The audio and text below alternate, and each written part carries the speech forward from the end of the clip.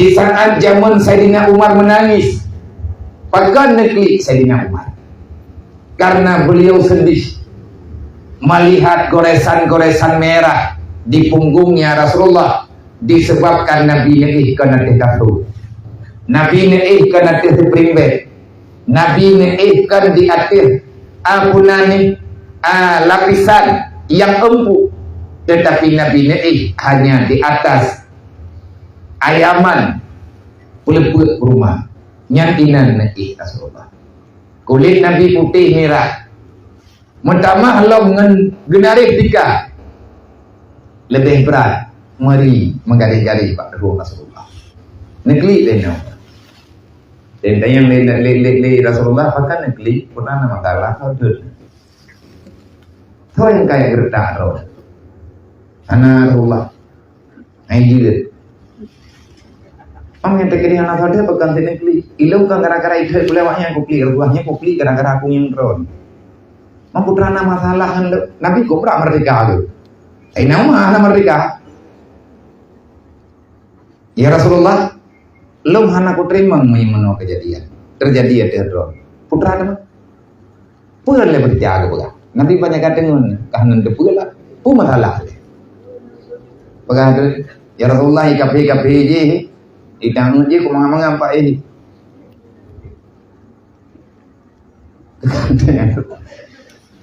Puai le kata. Yang bantruk mu mata galam gatablu muka galam tanah katam pepep pun salah. Menanlah bapa. Itu nama dia. Ya Rasulullah, Raja Kisra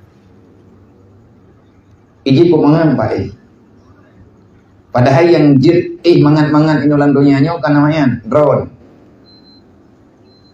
ya Rasulullah, kau drone, karena drone Allah Ta'ala menciptakan semuanya, tetapi pakai drone lagi. Menjawab oleh Nabi, oh nyan masalah kata klik, hai umat, mereka itu adalah manusia yang Allah Ta'ala percepat kebahagiaannya di dunia. Beda dengan kita, awaknya pakai mengampai karena awaknya tino ye. Nampol kita, manya kata hawa tebu mangan ino, be ino mah gabung awak je. Manya gabungan lu, maka ketahui olehmu, mereka adalah kaum, mereka satu kaum yang Allah Ta'ala takjilkan, Allah Ta'ala percepatkan kebahagiaan mereka di dunia. Berbeda dengan kita. Kita adalah kaumun, wa nahnu kaumun. Kita ini kaum, satu golongan yang Allah Ta'ala takhirkan kebahagiaan kita nanti di akhirat.